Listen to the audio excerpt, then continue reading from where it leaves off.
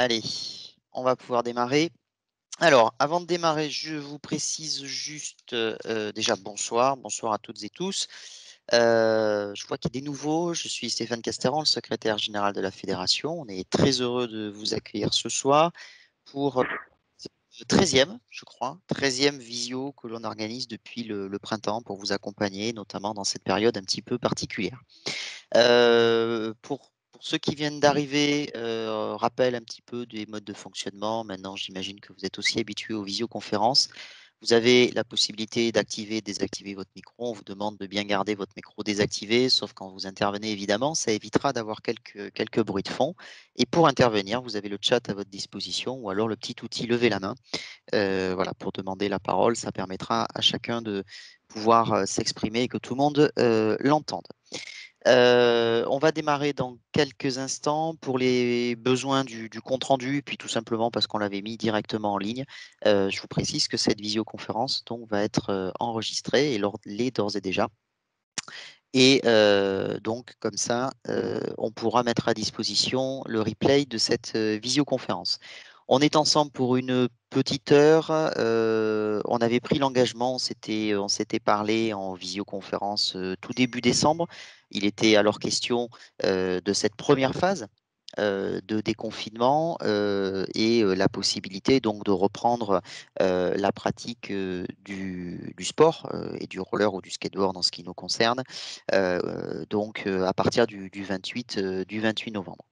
Depuis, donc, la situation a évolué. On est arrivé à la deuxième étape qui avait été annoncée par les autorités gouvernementales. On vous avait interrogé sur votre souhait ou pas de tenir une visioconférence. Vous aviez été plusieurs à nous dire que ça vous était utile, que l'on se voit avant les vacances, avant de se séparer, que certains avaient programmé d'ores et déjà des activités pendant Noël. Donc, comme on s'y était engagé, on tient cette visioconférence. L'objectif de ce soir, c'est surtout de faire le point sur donc les nouvelles mesures qui ont été mises en place à partir du 15 décembre, donc avec un décret qui a été publié que l'on va pouvoir examiner ensemble, ce qu'il est possible de faire, quelles sont les nouveautés, comment aussi s'applique ce fameux couvre-feu. Qui est un petit peu la nouveauté de cette deuxième étape, et comment on articule tout ça avec la pratique sportive. Ce soir également, donc avec moi, il y a toute une équipe du siège. Je salue également plusieurs élus de la fédération qui sont parmi nous. Je vois Laurie Brooke qui est invitée, membre du conseil d'administration. Voilà, bonsoir Laurie. Je vois également Marie-Claire Leralec, également membre du bureau exécutif de la fédération. Et puis je dois rater des gens et je leur prie de m'excuser. Et puis également une équipe du siège qui est toujours mobilisée sur ces sujets-là. Marie Audon, Thierry Cadet, Julien Despo, Yannick Desquirez, qui interviendront également autant que de besoin. On démarre. Pour vous rappeler que donc ce soir, donc nous avons entamé depuis hier soir même une nouvelle étape, donc telle qu'elle est prévue. Le décret est sorti, il est sorti très tardivement, il est sorti en fait le 15 au matin, ce qui nous a nécessité effectivement de mettre faire les dernières mises à jour. Les grandes nouveautés que l'on a aujourd'hui, tout d'abord, c'est la possibilité d'accueillir des mineurs dans les ERP de type X. Alors, on a un tableau qui récapitule plutôt bien cela. Si soit Thierry, soit Yannick, soit Julien veulent bien le projeter, le partager. Sinon, je vais le faire. Donc, vous avez la synthèse de toutes ces mesures. Dans les ERP de type X, c'est-à-dire... Tu le partages? Ok, merci Thierry. Donc, dans les ERP de type X, c'est-à-dire donc les salles de sport, donc désormais, on peut accueillir du public, mais uniquement des mineurs. La deuxième nouveauté, c'est l'application du couvre-feu. Mais on va regarder le tableau ensemble, ce qui vous permettra de faire le point. Ensuite, on reviendra ensemble sur le protocole sanitaire qui a été mis à jour. Et puis ensuite, on pourra évidemment échanger sur toutes vos questions. Alors, Thierry, je vois un PowerPoint. Sinon, je vais l'avoir sous la main dans quelques instants. J'ai eu un petit bug, je pense que là, ça va être la bonne. Ouais, c'est bon. Très bien. Alors, nous y sommes, nous voyons ta fenêtre, je pense que tout le monde doit pouvoir voir. Donc, vous avez les différentes étapes qui sont décrites. Et donc, tout d'abord, la pratique dans l'espace public. Donc, les personnes mineures, en ce qui concerne les personnes mineures, et vous avez vu que le ministère a fait le distinguo pour que ça soit bien précis, parce qu'il y a eu des problèmes d'interprétation la fois précédente. Donc, il y a la distinction entre la pratique auto-organisée et la pratique encadrée. Donc, en ce qui concerne la pratique dans l'espace public, que ce soit des adultes, des enfants, que la pratique soit encadrée ou non encadrée, c'est permis, et c'est permis uniquement à raison de 6 personnes maximum, l'encadrant compris, lorsque la pratique est encadrée. Donc, 6 personnes maximum, c'est tout simplement pour respecter la règle générale du décret et pas seulement les dispositions applicables au sport, puisqu'il est interdit d'avoir des regroupements sur la voie publique de plus de 6 personnes pendant l'état d'urgence sanitaire. Il y a une petite distinction, c'est ce que l'on appelle les publics prioritaires. Alors, c'est des personnes bien définies, catégories bien définies. Ça va être les sportifs professionnels, les sportifs inscrits sur les listes de haut niveau, les scolaires, les activités périscolaires, toutes les activités professionnelles et de formation, et puis également les personnes handicapées. Là, à ce moment-là, il n'y a pas de limitation de nombre de pratiquants sur la voie publique et on verra que pour les autres types d'équipements publics, les règles sont également plus souples. Ça l'était déjà d'ailleurs précédemment. Donc, en extérieur, la pratique est permise, que ça soit encadré ou non encadré, avec des adultes ou avec des enfants. Mais par contre, la seule règle, c'est 6 personnes maximum. Ouais, je précise juste, Stéphane, hein, sur la pratique encadrée des mineurs sur la voie publique, il n'y a pas cette limitation de 6 qui est sautée. Oui, pardon, Ouais. excuse-moi. Juste à préciser, hein, parce Oui, que sur les randonnées, enfin sur les... c'est la règle, mais la pratique encadrée des mineurs, encadré. dans ce Oui, cadre-là. oui, oui, pardon, excuse-moi, j'ai dit une grosse bêtise, tu as raison, c'est la distinction, excuse-moi, j'ai été trop vite. Qu'on soit donc, qu'on soit donc adulte ou enfant, c'est autorisé. Les adultes, c'est 6 personnes maximum, quel que soit le cas. Et pour les enfants, il n'y a pas de limitation s'il y a un adulte qui les encadre. Pardon, excusez-moi, c'était notamment une distinction par rapport à avant. Autant pour moi, j'ai été trop vite. La page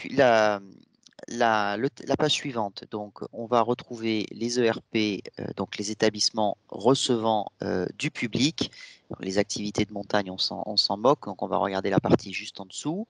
Les ERP, donc on va retrouver deux types d'établissements recevant du public qui vont essentiellement nous concerner.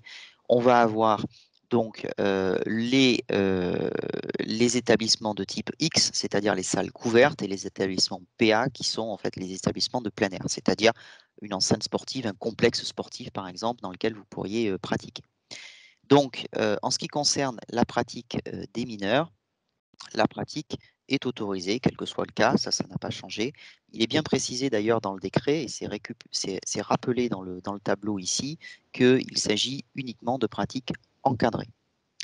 Donc c'est autorisé, que d'ailleurs on soit en intérieur ou en extérieur, c'est ce que je vous indiquais. Et là, il n'y a pas de limitation non plus de nombre de pratiquants. S'agissant des majeurs, la pratique, donc il y avait autrefois une distinction entre la pratique auto-organisée et la pratique encadrée. Cette distinction n'a plus cours. Et donc la pratique est autorisée dans les ERP, mais par contre uniquement de plein air. C'est-à-dire que les adultes n'ont pas accès aux salles de sport. Et puis ensuite, donc, pour les publics prioritaires, il y a là encore une autorisation, que ça soit, quel que soit l'âge, dans les ERP couverts ou dans les ERP de plein air, avec là aussi en plus des mesures de dérogation pour le couvre-feu. Le couvre-feu, c'est cette autre nouveauté, si l'on peut dire ça comme ça, donc qui s'applique, et il est demandé aux organisateurs d'activités de positionner, de programmer leurs activités de telle manière que les personnes qui pratiquent respecteront le couvre-feu. Ça, j'imagine que les collectivités qui vous mettent à disposition les équipements vous le rappelleront également. Donc le couvre-feu, vous le savez, il s'applique de 20h à 6h.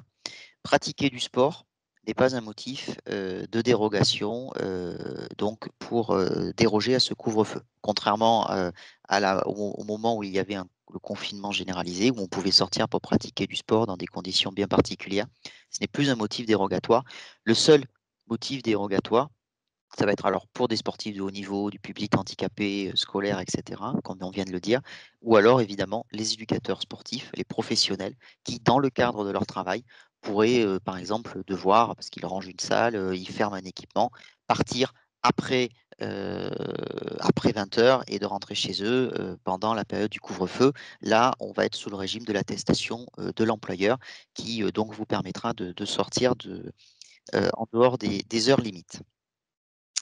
Voilà, pour les grands éléments. Et puis ensuite, ça va moins nous concerner. Sur la page suivante, si tu veux quand même la passer, Thierry. Ce tableau, on vous l'a déjà partagé. Voilà, c'est ce que vous retrouvez sur les éducateurs sportifs, ce que je vous ai déjà voilà, indiqué. Donc, les éducateurs sportifs peuvent sortir et ensuite, quand ils sont dans l'activité professionnelle, ils peuvent donc justifier d'une attestation de déplacement professionnel. Les vestiaires sont toujours interdits, sauf pour les publics dits prioritaires qu'on a évoqués tout à l'heure. Et évidemment, il n'y a toujours pas de pratiquants, de pratiques pardon, avec des spectateurs. Il n'y a toujours pas non plus de compétition. Un point important et qui s'applique de manière générale, les sports de contact ou les sports collectifs sont interdits. Ça ne veut pas dire qu'on ne peut pas pratiquer le hockey, mais par contre, ça veut dire qu'on ne peut pas pratiquer avec contact, on ne peut pas faire de match tout simplement. Donc, on va vous présenter aussi dans les prochains jours des protocoles, on l'avait déjà fait par le passé, donc qui vous permettent de proposer des activités d'entraînement, de maniement du palais par exemple et autres, qui permettent donc de respecter ce protocole. Donc voilà en quelques mots, rappeler les règles donc, qui s'appliquent désormais au sport depuis le 15 décembre. Une question qui nous est régulièrement posée, qui a été posée aussi parmi des personnes qui se sont inscrites donc à la visio de ce soir, c'est jusqu'à quand? Alors évidemment, vous savez la règle, on vous dit tout ce qu'on sait, mais on ne sait pas tout. Loin de là, les informations nous arrivent aussi, même en tant que fédération, au compte-gouttes. Elles sont d'ailleurs parfois même contradictoires, malheureusement, on est obligé d'essayer de faire le tri, de temporiser un petit peu. On ne sait évidemment pas la date de fin. Ce que l'on sait par contre, c'est qu'il y a 2 dates qui nous sont communiquées. Une date du 20 janvier qui est censée normalement nous permettre d'ouvrir l'étape suivante, c'est-à-dire normalement, tel que ça avait été annoncé par le Premier ministre, la levée des restrictions. Il n'empêche que vous avez vu que l'évolution de la situation sanitaire n'est pas non plus aussi favorable qu'espéré. Et en cas d'ici le 20 janvier, il y a une clause de revoyure qui a été fixée au 7 janvier.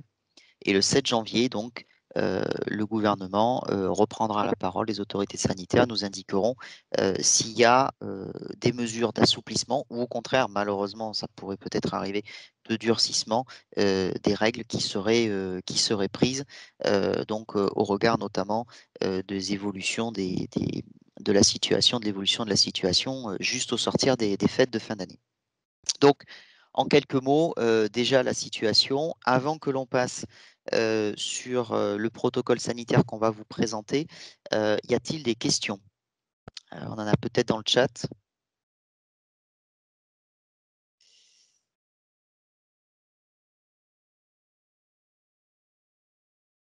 Alors,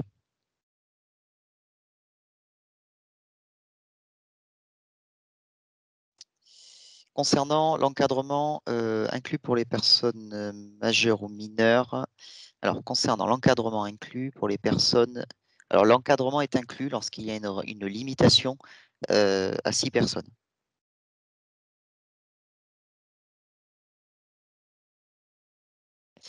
Alors pourquoi c'est limité à 6 personnes dans l'espace public et illimité donc dans les ERP de plein air? Tout simplement parce qu'au-dessus des mesures spéciales pour le sport, il y a une position qui a été arrêtée, qui est reprise dans le décret, qui est générale pour tous et qu'il est interdit d'avoir des rassemblements sur la voie publique de plus de 6 personnes. Donc, cette règle s'applique aussi concrètement. Le ministère ne veut pas avoir de retour de randonnée roller, de courses cyclistes ou de randonnées cyclistes, de randonnées pédestres ou autres qui se dérouleraient sur la voie publique. Donc, il limite à 6 personnes à l'extérieur des ERP, mais par contre, cette limitation-là ne s'applique plus sur les équipements sportifs. Ce qui est aussi prévu ou indiqué, c'est que quand on est dans un établissement recevant du public, un stade, un complexe sportif avec des terrains de foot, de n'importe quoi, vous avez un gestionnaire et que ce gestionnaire est en capacité normalement de faire appliquer un propre protocole et donc de réguler l'usage. Donc c'est pour ça qu'il y a cette distinction qui a été faite. Est-ce que, donc ça a été répondu sur l'encadrement. Il y a Delphine qui lève la main. Alors, vas-y, dis-moi.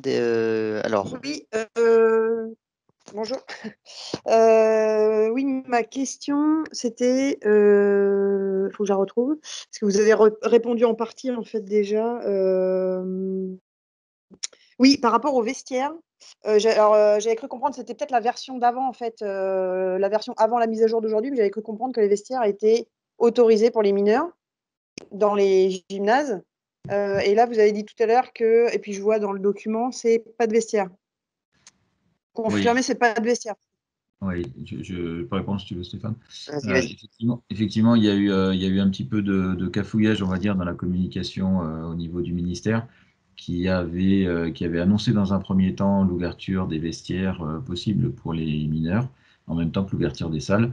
Et il y a eu un rétropédalage collectif dans la journée d'hier à la sortie du décret, parce qu'en fait, ils ont communiqué avant le décret qui est arrivé seulement hier. Et on vous confirme bien que les vestiaires sont fermés. Voilà.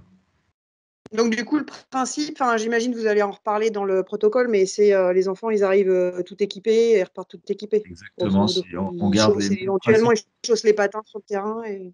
Ouais, voilà, on garde les mêmes principes que ce qui a déjà été défini par le passé, avec, si possible, s'équiper devant et puis, si pas possible, rentrer dans la salle et puis avoir des espaces suffisamment larges et de mettre les gens par foyer pour s'équiper, tout simplement. Voilà. On commence à avoir un petit peu une routine là-dessus, mais en tout cas, pas de vestiaire, ça c'est une certitude.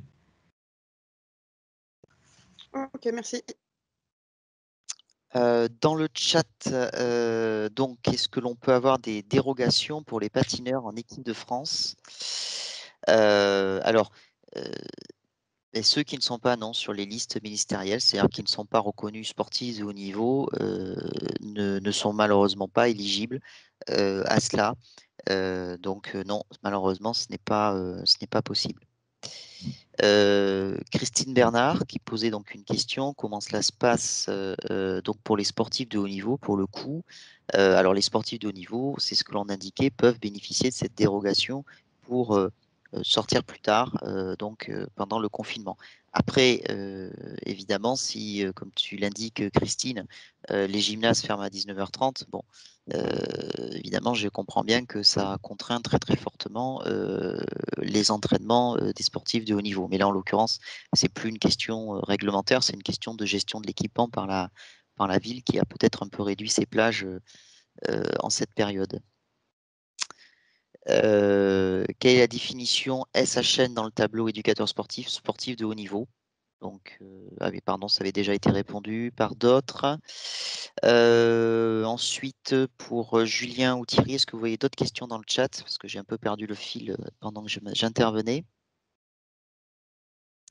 Oui, alors attends, on a une autre question de Anita.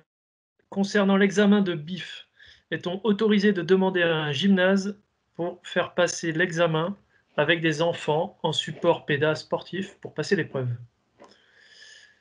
Eh bien, il me semble qu'une des possibilités, c'est effectivement les formations. Alors, les formations Et professionnelles et voilà, c'est ça. qui ont été évoquées. Aujourd'hui, alors, on peut tirer un peu en disant que le BIF ou le BEF, d'ailleurs, c'est des UC qui peuvent ensuite permettre des allègements pour des formations qui, elles, sont ensuite des formations professionnelles. Mais c'est vraiment tiré par les cheveux. Aujourd'hui, toutes les formations, c'était la note, les éléments qui avaient été transmis, hein, enfin les membres de la direction technique nationale qui sont là, Thierry, Julien, vous le confirmerez, je pense, donc ont été suspendus pour l'heure. Oui, c'est bien ça pour l'instant. On n'a que la formation actuellement CQP. CQP, ouais. CQP, c'est-à-dire la professionnelle. Donc j'ai dit une bêtise, que les examens professionnels. Ensuite, question de Brooke Lowry.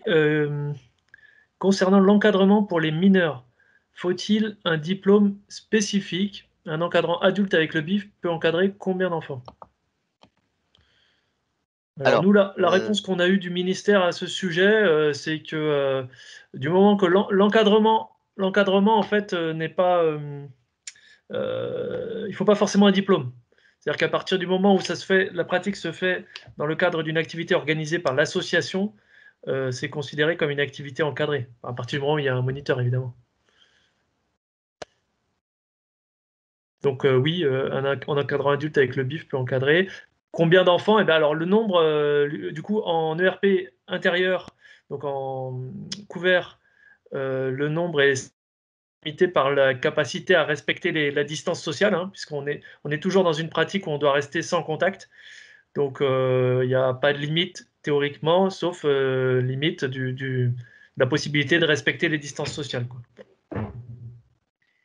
Ensuite, il y a une question, les pratiques sont-elles autorisées en interclub? Alors, aujourd'hui, il n'y a pas d'interdiction de brassage, où on devrait être dans un club et ne pas en sortir. Donc, ce n'est pas interdit. En revanche, si il est question notamment, parce que je vois qu'on parle d'équipe régionale, s'il est question de sport co, je rappelle que la pratique du sport co, des sports collectifs, est interdite. Donc, on peut tout au plus être sur des formes dégradées de cette pratique-là, où on est sur des entraînements individuels. Mais effectivement, rien dans le texte n'interdit la pratique d'enfants venant de plusieurs clubs.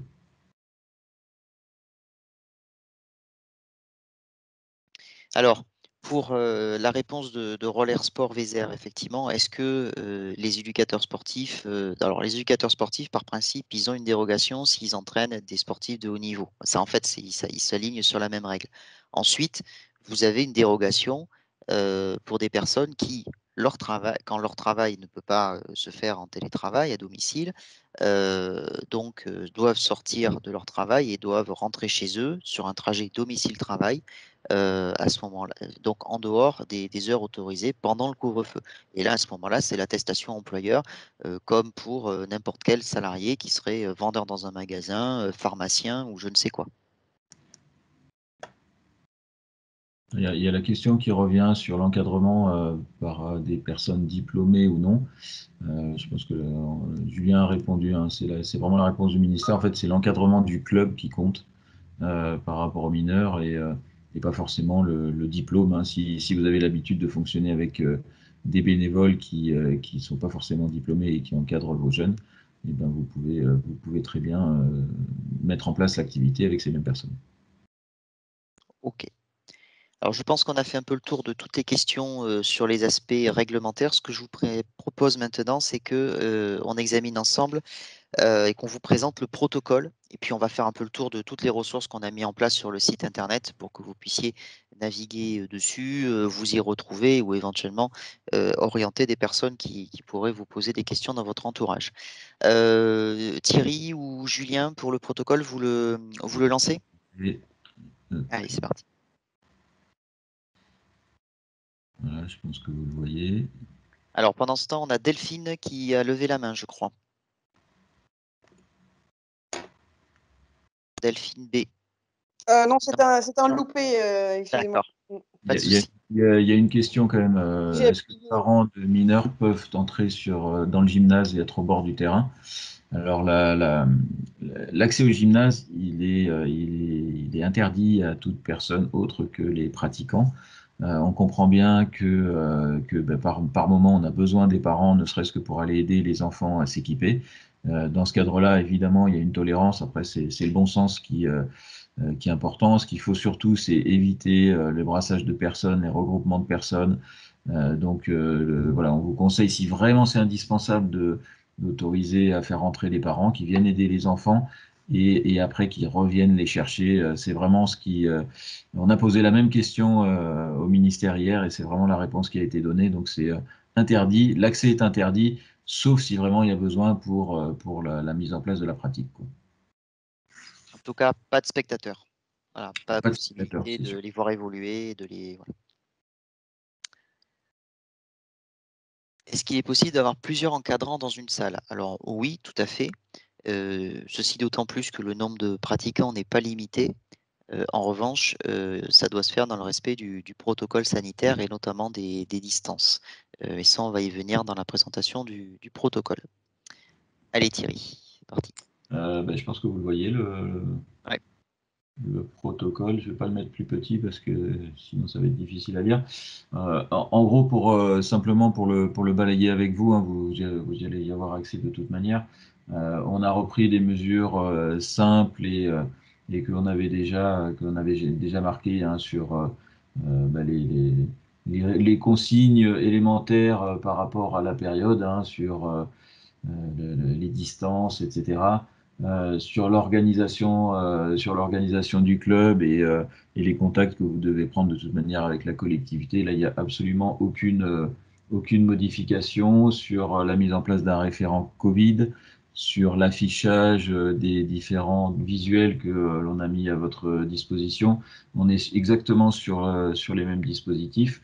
Là où les choses changent à partir de cette période, on vous les retrouvez dans cette partie où effectivement donc, les vestiaires sont fermés, voilà, sauf pour les publics prioritaires. Mais donc la règle générale, c'est que effectivement les vestiaires sont fermés, que vous devez respecter, comme on l'a dit, le couvre-feu. Donc ça veut dire d'arrêter suffisamment tôt les activités et surtout de bien faire en sorte que les gens anticipent s'ils ont un peu de déplacement pour rentrer chez eux.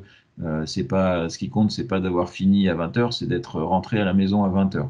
Donc là-dessus, je pense que les autorités nous font assez la leçon en ce moment pour compter sur eux pour faire des contrôles assez souvent sur ce sujet. Donc la règle est posée, maintenant à nous tous de la respecter. Ensuite, on a repris simplement ce qui était possible et pas possible de faire. Donc, tout ce qui va être sans contact, c'est autorisé. On interdit bien tous les contacts. On interdit bien donc la pratique des sports de contact et les sports collectifs est forcément dégradée dans toutes nos disciplines. Mais bon, au moins, on a la possibilité de mettre en place des choses à l'intérieur. Pour les enfants, c'est déjà bien. Et après, on a repris, point par point, les différents espaces disponibles pour les publics mineurs, pour les publics majeurs, puisque là, on est sur des notions qui sont différentes.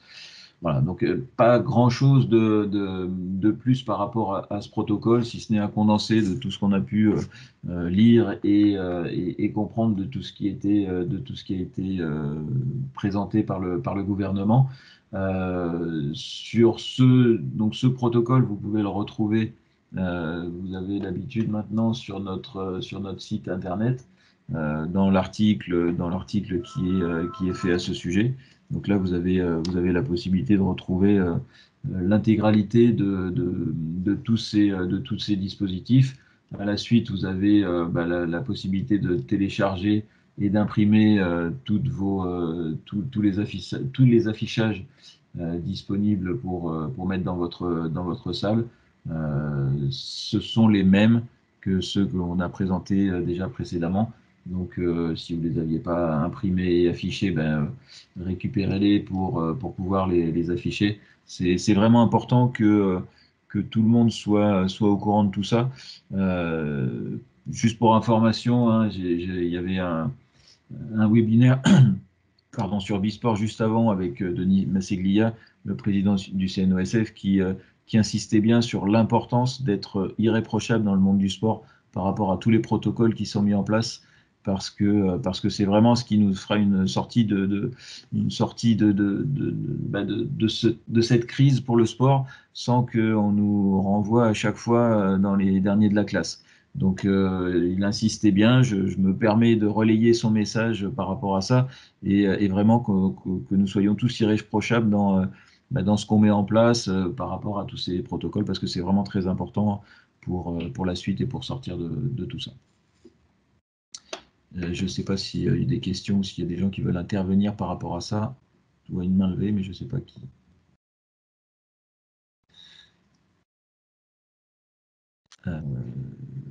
Alors, on a plusieurs questions. Quelle est la différence entre l'autorisation municipale et celle de la préfecture concernant l'autorisation d'ouverture? Alors là, je ne comprends pas tellement la question. Donc, si Roller Sport Vézère veut prendre la parole, peut-être pour nous expliquer un petit peu plus. Ils sont parmi nous. Oui. Oui, bonsoir. Oui, bonsoir. A priori, il y a deux autorisations, une municipale concernant l'ouverture des salles municipales et une préfectorale également. Et cette autorisation préfectorale, a priori, moi personnellement, je ne la connais pas, je ne sais pas ce que c'est. On parle beaucoup d'autorisation préfectorale également concernant l'ouverture des salles de sport. Alors, à ma connaissance, il n'y a pas de niveau préfectoral, c'est une mesure gouvernementale. Après, c'est effectivement la collectivité qui peut aussi mettre des mesures spécifiques en disant que je crois que dans les premiers articles du décret, si je ne dis pas de bêtises, il y a effectivement, il laisse la possibilité au préfet de prendre des mesures plus restrictives. Donc c'est peut-être ça. Exactement. Alors, il n'y a pas d'autorisation ni municipale ni préfectorale à obtenir pour pratiquer. En revanche, si la mairie puisque c'est le décret qui le dit, si la mairie est propriétaire des lieux, oui, si, elle vous autorise à utiliser les lieux, mais ça, c'est votre convention d'occupation, etc. Et elle vous dit, la salle est fermée, vous ne pouvez plus y aller, la salle est ouverte, vous pouvez y aller. Donc, en soi, c'est une autorisation, mais ce n'est pas spécifiquement même propre au Covid, c'est simplement qu'elle vous autorise ou pas à utiliser tel ou tel équipement. Comme l'a dit Julien, effectivement, on est sur un cadre de mesures nationales, donc qui s'applique sur l'ensemble du territoire. Il est précisé dans le décret qu'il reste à la main des préfets la possibilité de prendre des mesures plus restrictives, effectivement, pour tenir compte de situations particulières ou d'événements particuliers. Par exemple, de manière plus restrictive, ça pourrait être de durcir, s'il y avait un problème particulier, le couvre-feu et de l'imposer à partir de 18h, ce genre de choses. Ou d'interdire totalement, effectivement, la pratique sportive dans quels que soient les équipements, s'il venait y avoir un problème plus particulier. Mais c'est juste une possibilité qui est laissée à la préfecture de venir compléter le train de mesures qui a été mis en place par le gouvernement, mais ce n'est pas une autorisation, vous ne devez pas obtenir le quitus du premier et le quitus du second pour ouvrir. Simplement, vous êtes en relation avec votre mairie. La mairie, évidemment, n'attend qu'une chose, c'est de pouvoir aussi remettre ses équipements à disposition des associations qui ne font que lui demander, bien évidemment. Donc, dès qu'ils ont le go, généralement, ils le font. Ils ont souvent des contraintes aussi techniques, logistiques.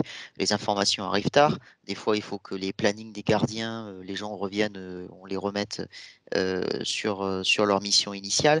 Donc, des fois, ça prend quelques jours de décalage. Quand on a eu, c'est arrivé, les décrets qui sont sortis le vendredi, beaucoup de communes ont été en difficulté pour autoriser dès le lendemain, dès le samedi, la pratique dans les salles, et ça s'est fait avec une semaine de retard. Mais ça, c'est juste des questions purement logistiques.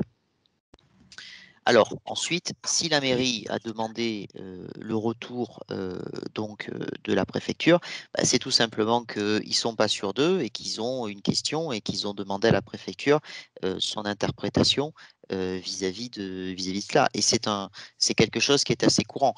Les décrets celui-ci, le dernier, est plutôt bien rédigé.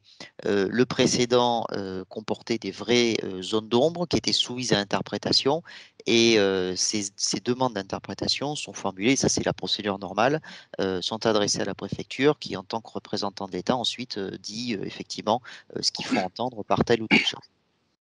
D'accord, merci Stéphane. Mais on entend beaucoup de choses et son contraire. Et parfois, les parents nous posent également pas mal de questions concernant l'encadrement, concernant l'autorisation, concernant le protocole sanitaire. Et c'est vrai qu'il est quand même difficile pour des bénévoles de club de faire un peu le tri dans toutes ces nouvelles qui changent en plus très régulièrement. Bah on en est parfaitement conscient. C'est pour ça qu'on en est à la 13e visioconférence depuis le mois de mars. Et on les poursuivra sur d'autres sujets, on l'espère. Mais effectivement, on sait que les questions sont parfois un peu complexes. Si on loupe une étape, si on loupe une info, on est vite déconnecté parce que finalement, les règles changent tous les 15 jours, on va dire. Et puis des fois, il y a des contre-ordres aussi. Donc voilà, c'est pas simple. Donc on essaye effectivement de faire ce travail d'interprétation. Si vous avez un doute, je le dis à chaque fois, mais je le répète encore ce soir, il y a un seul document qui fait foi, c'est le décret. Donc pour consulter le décret, c'est extrêmement simple. Il suffit d'aller sur Légifrance. Vous allez chercher, ou sur Google, vous allez chercher le décret lié au Covid. Vous avez les références autrement qui sont sur le protocole sanitaire de la Fédération. Je crois même qu'il y a un lien direct. C'est le décret du 29 octobre 2020. Vous veillez juste, quand vous arrivez sur Légifrance, donc sur ce décret-là, vous veillez juste à aller chercher la date qui correspond à aujourd'hui pour avoir la dernière version en date, puisque ce décret est régulièrement mis à jour. C'est ce même décret qui sert de base depuis quelques temps et qui est complété petit à petit. Il a été complété dernièrement par le décret du 15 décembre. Vous pouvez vous assurer que les dernières modifications étaient prises en compte. Si vous cliquez ici, vous voyez donc les dernières modifications. Dernière modification de ce décret, elle remonte au 15 décembre. Voilà, il vous confirme que de toute façon, c'est la version qui est en vigueur au 16 décembre, donc vous êtes rassuré. Et ensuite, toutes les activités, tous les articles concernant le sport sont concentrés dans le titre 4, et c'est à partir de l'article 42, je vous le dis, comme ça vous va un peu plus vite, et vous retrouvez donc toutes les dispositions qui sont prévues et qui concernent le sport. Donc si vous avez un doute aussi sur un document de communication, d'interprétation, puisque tout le monde essaye aussi de donner des clés de compréhension. Vous retournez voir le décret. On ne pourra jamais vous verbaliser à partir d'un article d'un site internet, fût-il un article publié par un ministère. Des fois, même, c'est arrivé qu'il y ait des erreurs sur ces trucs-là. En revanche, ce qui fait force de loi, c'est le décret. Donc, c'est bien vers lui qu'il faut se tourner quand vous avez un besoin. Et puis ensuite, hein, pour Vézère et pour tous les autres, si vous avez une question entre nos visios, vous n'hésitez pas à vous rapprocher de nous. Hein. Voilà, c'est ce que j'allais préciser aussi, Stéphane. N'hésitez pas à nous renvoyer un mail avec votre demande. Hein. On vous répond même entre les visios, il n'y a pas de souci. Si on a la réponse, évidemment, mais on vous dira, on ira chercher les précisions. On essaye au maximum de vous simplifier la lecture finalement, et c'est un peu notre rôle là. Vous pouvez aussi retrouver l'ensemble des documents que l'on présente, l'ensemble des choses qui vont vous servir. Sur le site internet, on a un article qui est régulièrement mis à jour. À chaque fois qu'il y a des changements, on vient le toiletter. C'est aussi un petit peu plus simple pour vous que d'aller chercher, parce que pour le faire aussi, aller chercher dans le décret, c'est pas toujours facile, parce qu'il faut passer d'un article à l'autre et que c'est relativement difficile d'accès. Voilà, sur l'article, vous avez l'ensemble. Tu peux le retrouver, Stéphane, si tu cliques sur la visio du club et après tu as le lien directement. Ah ouais. Ou alors sinon, on l'a effectivement sur l'article visio du club, j'y reviens. Hein, c'était l'article d'aujourd'hui. Et donc vous retrouvez toutes les informations ici. Sinon, vous avez l'article donc avec ce jeune garçon et son casque. Très content de pratiquer. Très content de retourner, effectivement. On ne voit pas, mais en dessous, il a un roller et un skateboard et au milieu une trottinette. C'est pour ça qu'on a coupé la photo, parce que c'était pas. Et donc, l'application des décisions, vous retrouvez donc, vous vérifiez bien la mise à jour et vous retrouvez toutes les informations. Le protocole sanitaire que vous pouvez télécharger, celui qu'on vous a donné, que vous retrouvez ensuite ici, tout simplement. Vous retrouvez également donc les tableaux récapitulatifs du ministère que l'on a évidemment retranscrits, mais qui sont publiés directement par le ministère des Sports. Quelques éléments donc pour la pratique des mineurs, des éléments concernant la pratique des majeurs. Donc là, on réexplique un petit peu les règles, mais c'est ce que vous pouvez retrouver dans les différents documents. Les publics prioritaires, donc là aussi, on réexplique, on séquence un petit peu pour que ça soit plus clair. Pour les éducateurs sportifs, pour tout ce qui va être ensuite pratique payante, puisqu'il y a aussi des salles de roller ou de skateboard qui sont payants. Tout ce qui concerne les spectateurs. Après, vous avez une partie qui est importante pour les clubs. Vous retrouvez les mesures d'aide à l'emploi, d'aide à la formation, les subventions. Donc après, vous cliquez sur les liens et vous retrouvez 2 documents qui sont intéressants et on vous a fait des synthèses sur toutes les mesures du plan de relance. Donc vous retrouvez sur le premier lien les mesures du plan de relance, en quoi ça consiste, les contacts, vers qui vous tournez, et les mesures de soutien aux entreprises plus générales qui ne sont pas spécifiquement du plan de relance en ce qui concerne le sport. Et puis ensuite, vous pouvez retrouver, télécharger un certain nombre de documents. On vous a même mis en lien les justificatifs de déplacement. Et puis, j'en profite également pour vous dire que vous pouvez retrouver donc notre dernière visioconférence. On ne vous a pas mis les 12 précédentes, hein, mais la dernière qui est disponible ici, et on vous mettra sur ce même espace la visioconférence de ce soir pour ceux qui auraient besoin d'y revenir ou qui n'auraient pas pu assister à la totalité et qui voudraient rattraper quelques instants. Donc ça, c'est le site internet de la fédération. Je vous le remontre, hein, c'est sur la première page, tout simplement. Vous retrouvez ça à partir de cet article ici, avec toutes les informations. Peut-être d'autres questions qui...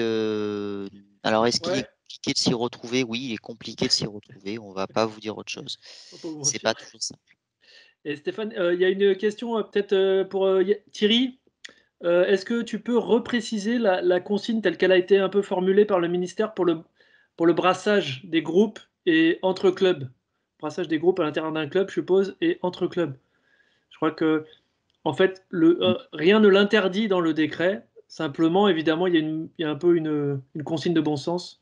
Exactement, et c'est aussi ce que je vous disais tout à l'heure, hein, mais l'idée c'est, alors c'est pas interdit, voilà, il n'est pas marqué qu'il faut impérativement que les enfants soient de tel ou tel club. À partir du moment où de toute manière ça se passe dans le cadre d'un club, bah, vous serez obligé de noter quels enfants sont là. Ça c'est une obligation quelle que soit la pratique. Et après, bah, comme le disait Stéphane, hein, si effectivement c'est pour faire des protocoles de sélection régionale, bon, c'est peut-être pas le bon moment pour être très honnête, parce que de toute manière on ne pourra pas pratiquer réellement le sport en question.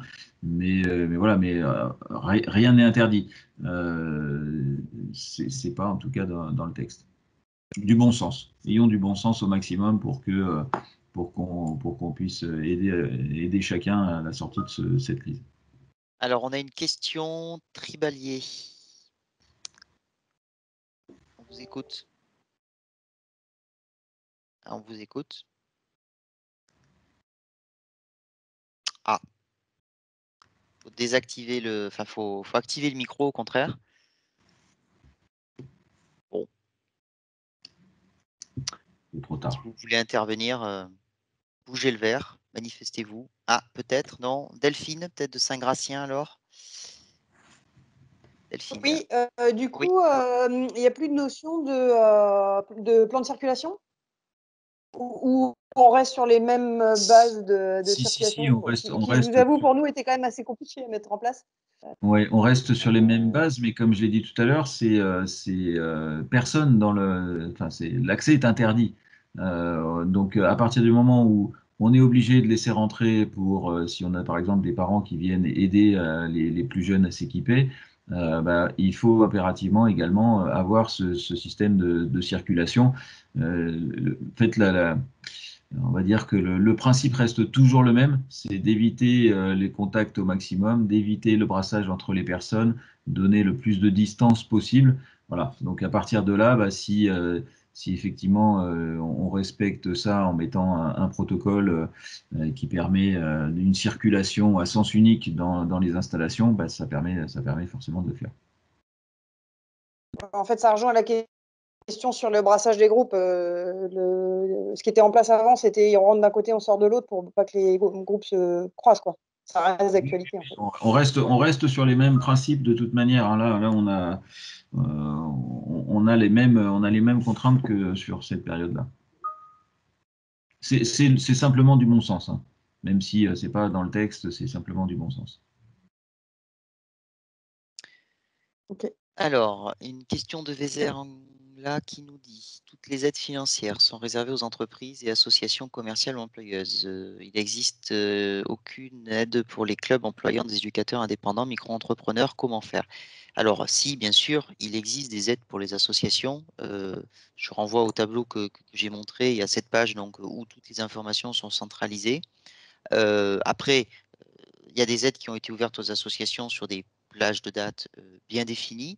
Je pense notamment au premier volant des 15 millions du fonds d'urgence qui ont été distribués donc, à travers les directions régionales et d'appels à projets que les gens, ou en tout cas plutôt d'appels à candidature, que des gens ont pu donc déposer via notamment la plateforme qu'on connaît bien, qui est Mon Compte Asso.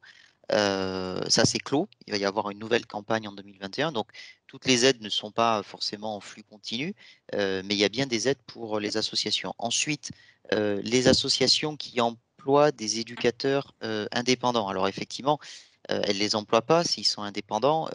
Elles leur payent une prestation et c'est eux, en tant que, donc ensuite, auto-entrepreneurs professionnels, de solliciter des aides. C'est sûr que pour ceux qui sont indépendants et à leur compte, c'est une fragilité supplémentaire, c'est une précarité supplémentaire dans ce contexte-là, c'est évident.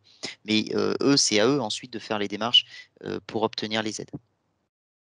Je vous remets dans le chat un document, le document qui est le plan de relance. Alors, c'est assez dense, hein, mais ça vous permet d'avoir une vue sur l'ensemble des dispositifs actuellement qui sont mis en place. Alors, les tableaux que Marie avait mis en place et avait fait pour la dernière fois ben, reprennent et donnent surtout le contact de la personne à qui s'adresser pour ce qui nous concerne dans ces différents éléments.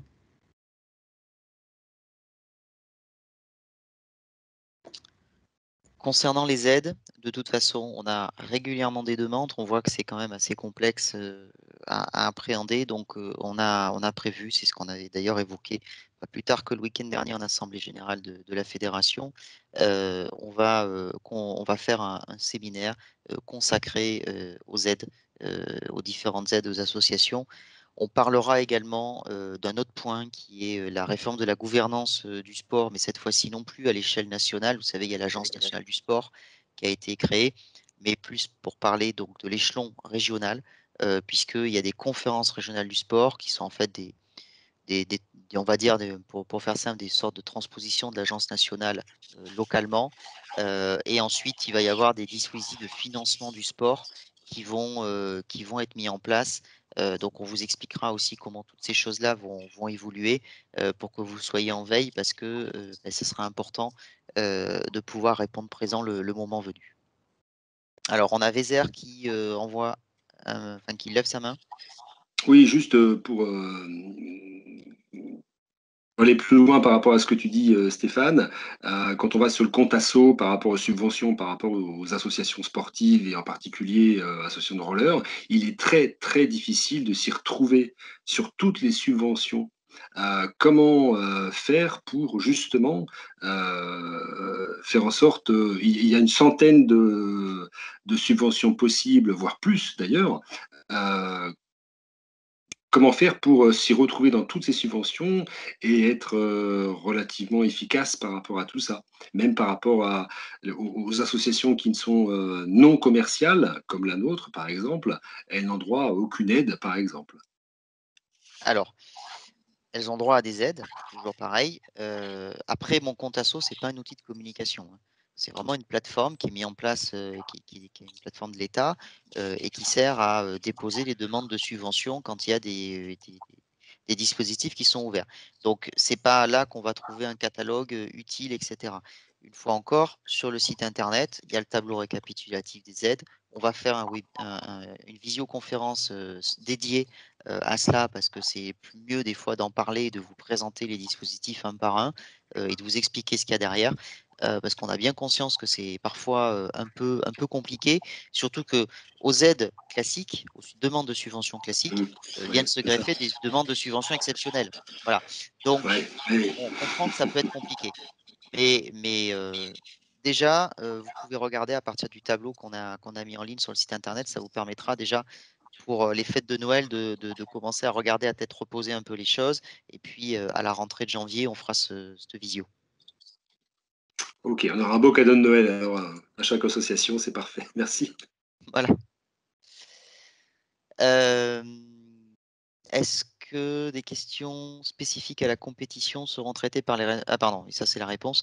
Alors, oui, il y a des questions sur les reprises des compétitions. Bon, alors évidemment, les reprises des compétitions, il y a encore énormément d'incertitudes parce que vous voyez qu'aujourd'hui, les protocoles s'assouplissent concernant les entraînements, le loisir, mais pour le moment, il n'est toujours pas question de compétition, sauf pour le sport professionnel ou le sport de haut niveau. Mais, non, de professionnel, et le professionnel, c'est tout. Donc, c'est pour le moment encore une vraie incertitude. Le travail au sein des différentes commissions sportives de la fédération, évidemment, se poursuit pour être en capacité de reprendre. On espère pouvoir reprendre, évidemment, au printemps, hein, ou à la toute fin de l'hiver.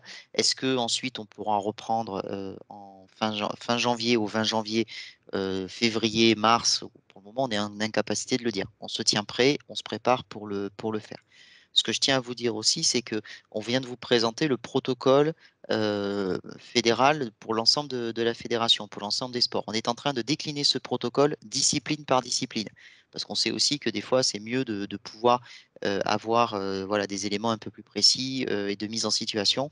Donc, ces protocoles sont en cours de rédaction ou de mise à jour, puisqu'ils existaient précédemment et il faut à chaque fois les remettre à jour. Donc, ils sont aujourd'hui en cours de validation en interne pour qu'on puisse vous les mettre à disposition. Normalement, demain, vous les avez sur le site internet également.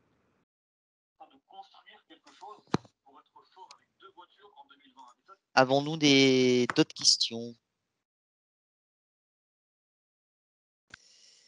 Alors, Baptiste de 36 Trip Skateboard qui nous demande si on peut lui faire un résumé de la réunion. Alors non, on va pas faire de résumé de la réunion, même pas écrit, ça serait pas très pratique. Par contre, on enregistre cette visioconférence et on va mettre le replay à disposition sur le site internet. Donc sur le site où on retrouve toute la page avec toutes les mesures liées au Covid. Donc vous pourrez comme ça voir toutes ces informations-là. Et j'en profite aussi pour vous dire que tout ce que l'on dit ce soir, on interprète, on vous lit, on vous commente et on répond à vos questions, mais vous retrouvez toutes ces informations sur le site internet d'ores et déjà. Donc toujours pareil sur cet article où on concentre toutes les informations sur le Covid, hein. Donc tout ce que l'on vous dit ce soir, c'est d'ores et déjà sur le site internet. La reprise sportive pour les licenciés seniors, est-ce qu'on en sait plus? Nous n'avons pas de juniors au sein de notre club, d'accord. Notre pratique étant un sport collectif et de contact, nos licenciés se posent des questions, il est difficile de nous répondre. Alors, Ouais, Stéphane, Julien a répondu en dessous. d'accord, j'avais pas encore vu, pardon, j'étais encore en train de répondre. Donc effectivement, on retrouve, bon, voilà, pas de souci. On a une question, je vois que Joël Pigeon a activé son micro. C'était une erreur, visiblement. Joël? Oui, non? Oui, non, c'est une erreur. D'accord. Bonjour Joël. Bonjour. Ok. Et je crois qu'on a fait le tour des questions. J'espère qu'on en a. Ah si, il y avait une question sur les AG, sur les assemblées générales. Et ça renvoie aussi à une question que nous posait en aparté donc Aurélien Bonamy tout à l'heure. Je vous rappelle que donc pour les assemblées générales, évidemment, là aujourd'hui, c'est très compliqué d'organiser des réunions, c'est même impossible d'organiser des réunions associatives pour tenir donc des assemblées générales. les salles ne sont pas rouvertes. Donc, il est rendu possible par une ordonnance dont je vais oublier la date, mais on pourra vous la retrouver, on va essayer de la retrouver. Donc, cette ordonnance permet à toutes les associations, même quand ce n'est pas prévu dans leur statut, de tenir leurs assemblées générales en visioconférence. Donc, vous pouvez la tenir. Ce qu'il est demandé juste, c'est que on ait un vote qui soit sécurisé et surtout une authentification des personnes. Autrement dit, c'est pas un lien qui est mis sur Facebook et vous faites pas un live sur Facebook où on vote comme ça n'importe comment. C'est évidemment avec un outil de visioconférence où vous avez invité les gens qui ont le lien. Seuls ceux qui sont invités ont reçu le lien, ils se connectent et voilà. Donc, pour vous accompagner dans l'organisation de vos visioconférences, il suffit de nous écrire. Donc, vous écrivez à direction@ffroller-skateboard.com. On va vous mettre l'adresse dans le chat. Donc, vous nous indiquez que vous avez une assemblée générale et nous, on peut vous ouvrir une licence de manière temporaire, une licence Teams, tout simplement. Donc, la version payante, professionnelle, pour que vous puissiez organiser une visioconférence sans les restrictions qu'on peut avoir avec la version payante. Comme ça vous permettra de le faire. On vous l'ouvrira quelques jours avant, on la fermera quelques jours après l'Assemblée générale et vous pourrez tenir l'Assemblée générale dans de bonnes conditions.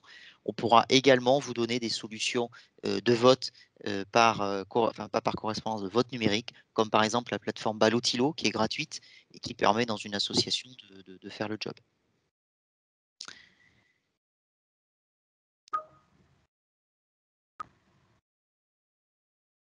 Alors, pourquoi les mesures sur les AG sont jusqu'au 1er avril? C'est une très très bonne question. Voilà. Donc, si j'étais en capacité de répondre, je serais ministre de l'Intérieur ou de la Santé, j'en sais rien. Y a-t-il d'autres questions? Non? Vous voyez rien non plus, Julien, Thierry? Non, non. Si, il y avait des gens qui avaient levé la main. Il y a Chantal Fernandez qui a levé la main. Oui, j'arrive. Bonsoir à tous. J'avais une question et surtout une interprétation qui est faite, je pense, un peu abusivement. Je voulais que vous me confirmiez les adultes des sports co, les majeurs des sports co, ont le droit de reprendre en extérieur pour une réathlétisation ou des exercices techniques, pas de jeu. Parce qu'en fait, il y a des mairies qui retournent en fait en reprenant le décret, dans le décret en nous disant les sports co sont interdits. Parce que la phrase des activités physiques et sportives des personnes majeures, à l'exception des sports collectifs et des sports de combat. Oui.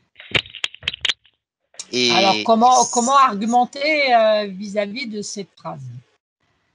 Eh bien, c'est pour nous, on est entièrement d'accord. C'est pour ça qu'il y a le protocole fédéral.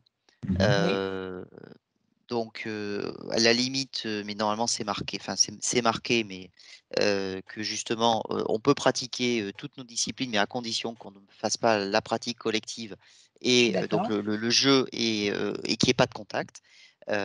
Donc, c'est marqué, il faut s'appuyer dessus, il faut envoyer sur le décret. Je sais que la question s'est posée dans beaucoup de communes et ça faisait partie notamment de ce genre de questions qui sont renvoyées aux préfectures parce que les décrets, voilà, les gens les lisent de telle ou telle manière avec plus ou moins de succès et de savoir-faire.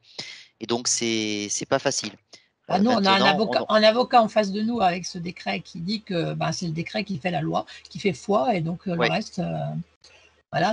Et l'avocat vous dit que c'est une pratique collective et voilà, mais voilà, donc fait, sport collectif pour lui, il ne veut pas en entendre parler, quoi. Ouais. Mais sauf que si on est sur juste de la réathlétisation, si on est sur oui, bien sûr, c'est ce qu'on lui explique, mais c'est pas évident, quoi. Mais on est entièrement d'accord. Et c'était le débat qui s'est tenu aussi avec le rugby et le football. Et à un moment, d'ailleurs, la question n'était pas tout à fait claire. Parce qu'il oppose la même chose au foot et, voilà, oui, et à des pratiques, je dirais, adultes, quoi. Absolument, mais nous, la réponse, c'est celle-ci, c'est qu'on peut pratiquer. Finalement, on pratique du sport. Il y a pas besoin finalement un hockeyeur, il pratique du sport. Point barre. On n'a pas besoin de dire exactement ce qu'il fait, de le mettre dans une catégorie. S'il pratique pas du hockey, qu'il fait pas une pratique collective, peu importe qu'il fasse du hockey ou du patinage artistique ou ce genre de choses. Ce qui compte, c'est est-ce que la pratique sportive qu'il fait, est-ce que c'est du sport co ou est-ce que c'est pas du sport co. Si pratique du sport co, mais que pour s'entraîner et à reprendre le sport co le moment venu, il fait une autre pratique sportive, c'est autorisé. Il n'est pas, Oui, pas attaché à son étiquette toute sa vie de hockeyeur, par exemple. mais non, mais je suis d'accord avec toi, mais voilà, il faut vraiment trouver les bons arguments pour opposer, quoi. Quand Je suis d'accord. Je suis d'accord. On peut peut-être on va regarder sur la mise en page du protocole, peut-être le mettre un peu plus en exergue. On va le regarder. Voilà. Peut-être appuyer aussi auprès du ministère, peut-être pourrait un petit peu nuancer cette ligne, en fait, demander qu'au niveau du décret que cette ligne soit nuancée. Effectivement, la pratique collective est interdite, mais pas la pratique sportive pour les sports co. Oui, c'est comme ça, je pense qu'il faut l'entendre, mais c'est pas nuancé, donc voilà, sport collectif sont interdits, on n'en parle plus, quoi. Mais c'est leur interprétation, hein, quand on lit le communiqué de oui, presse. Mais je suis d'accord. C'est très clair. Oui, moi je suis peut-être d'accord, mais quand on ne veut pas savoir et qu'on s'arrête bêtement au décret en disant c'est le décret qui fait foi, le reste ne fait pas la loi, c'est compliqué. Alors, c'est une position qui est très juste, hein, c'est que le décret qui fait foi, effectivement, mais le décret n'interdit pas. Une fois de plus, un hockeyeur peut faire un autre sport pour se préparer à faire du hockey. Voilà. Il peut oui, je suis d'accord avec toi. Ouais. Compliqué, mais bon. Non, mais je sais que c'est un point qui est régulièrement soumis à débat. Et malheureusement, il y avait même eu, puisque en fait, il était dans le précédent décret, il était indiqué que les mineurs, ce qui est toujours le cas, devaient pratiquer, donc dans les ERP, c'était exclusivement de manière encadrée.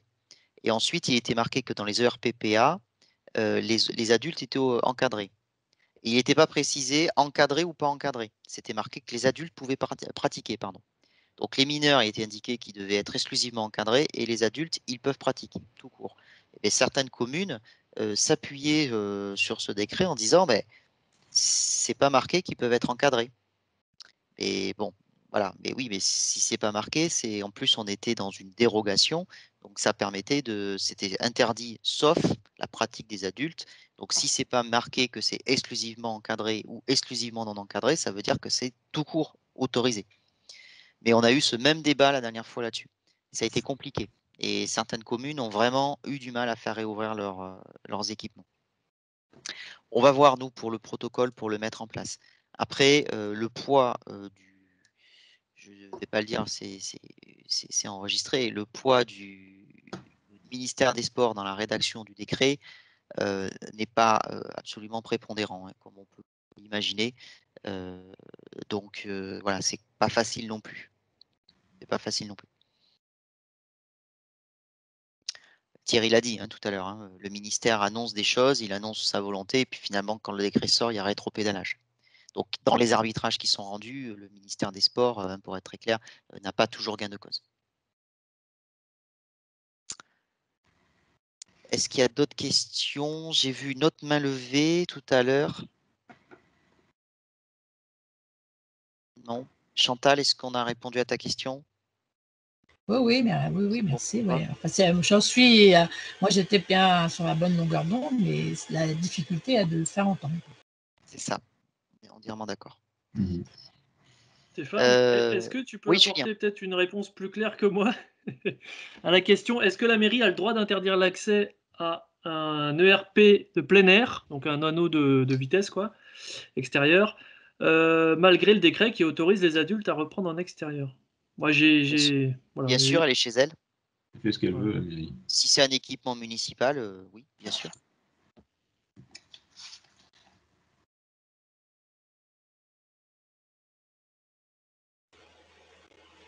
En l'occurrence, c'est interdire aux adultes aussi. Ouais. C'est toujours la même interprétation du...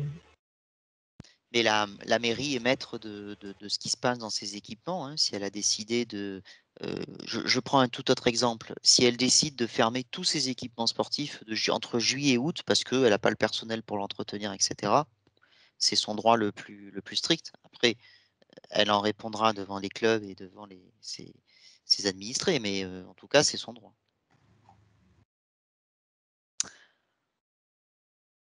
D'autres questions?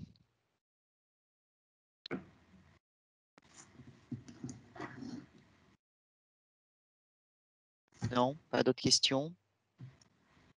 Pas d'autres mains levées? Est-ce qu'il y a d'autres mains levées? Non. Bon. Ah, je vois quelque chose qui apparaît dans le chat. Non. Bon, alors pas de. Merci beaucoup, Laurie.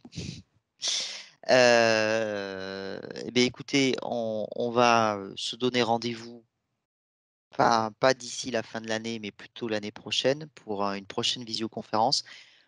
Elle sera dictée évidemment par l'actualité. On se parlera évidemment des prochaines étapes. En fonction de l'actualité, est-ce que notre prochaine visioconférence sera celle consacrée aux aides ou est-ce que ça sera la suivante? Je ne peux pas encore vous le dire. On sera suffisamment souple et agile. En tout cas, on va se retrouver rapidement à la rentrée de janvier. Ben, je vous rappelle évidemment que on reste à votre écoute. Donc, pour toute question, vous dire aussi que la fédération est fermée comme chaque année entre Noël et le 1er de l'an. Et ça donne quelle semaine? C'est la deuxième semaine, Thierry, c'est ça? Des vacances? Oui, c'est la deuxième semaine. C'est la deuxième semaine. Voilà. Donc, Non, c'est la deuxième voilà. semaine. Après, s'il y a vraiment des urgences, vous avez nos coordonnées directes hein, pour les membres élus. Vous avez les réseaux sociaux aussi, donc vous n'hésitez pas. Pour des urgences. Et puis, voilà, on se retrouve à la rentrée de janvier. On vous souhaite à toutes et tous de très très bonnes fêtes de fin d'année. Merci encore de votre participation. Merci à toutes les équipes de la fédération. J'ai vu que Dominique Vasselin aussi nous avait rejoint, membre du bureau exécutif de la fédération tout à l'heure. Je la salue et puis tous les autres qui nous ont rejoints que je n'ai pas vu arriver dans la liste des participants. Merci à toutes et tous, merci aux équipes. Bonne soirée, passez de bonnes fêtes de fin d'année, soyez prudents. Merci. Bonne soirée à tous.